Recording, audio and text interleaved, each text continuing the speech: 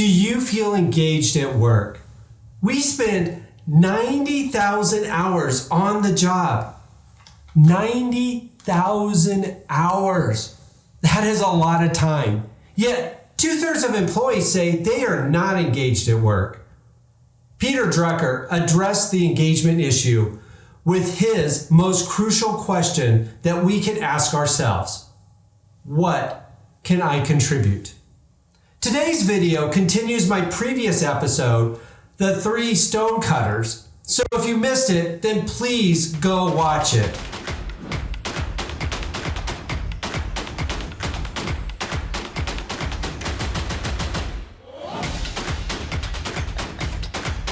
Peter Drucker tells the story of a new hospital administrator conducting his first management meeting.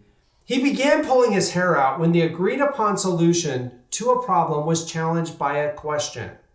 The question originated from someone who did not know the current issue existed. Retired from the hospital more than 10 years ago and was never even a supervisor. You may be asking yourself the same question this hospital administrator was asking himself.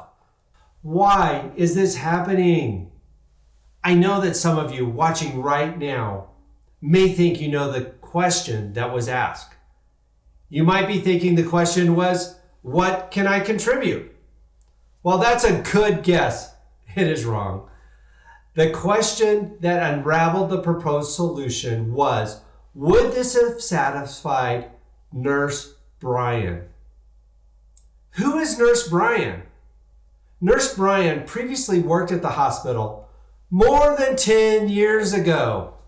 At that time, Nurse Brian continued to focus herself and others on patient care by asking, are we doing the best we can to help this patient? As a result, patients on Nurse Brian's floor did better and recovered sooner. Nurse Brian asked this question so often, her name became synonymous with patient care, and the Nurse Brian's rule became part of the culture of the entire hospital. This customer-focused question is an example of Peter F. Drucker's question, what can I contribute? What can I contribute includes 3 attributes. First, results. Why do I have a job? What results justify me receiving a paycheck? It's not what efforts, it's not the number of hours that justify my paycheck. It is what results justify me receiving a paycheck. Second is strengths. What am I uniquely capable of contributing that will impact the results for myself and my team? How can I develop my strengths? The third is passions. What do I love? What energizes me? Reflecting back on Nurse Brian, she received a paycheck to provide patient care.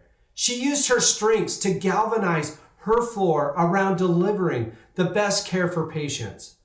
And her passion, why she was a nurse in the first place, was to help people in need. Nurse Brian fulfilled all the attributes of the question, what can I contribute? Nurse Brian's commitment to contribution produced a more robust discussion and a better, more patient-centered solution to the problem 10 years after she retired. The contributions that nurses like Nurse Brian make every day are personally meaningful to me because of the lifelong commitment of my grandmother.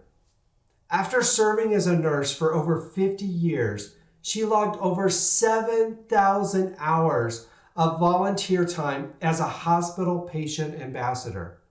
Her contribution at the hospital was so meaningful to her that she was quoted in the local newspaper saying of herself and other patient ambassadors, "We love patient care. We are loyal and dedicated to Eastern New Mexico Medical Center." My grandmother and Nurse Brian were loyal, dedicated, and engaged at work through leveraging their strengths and living their passion, resulting in better patient care. This high level of engagement begins when you ask the question, what can I contribute? This high level of engagement ultimately helps others more than it helps yourself.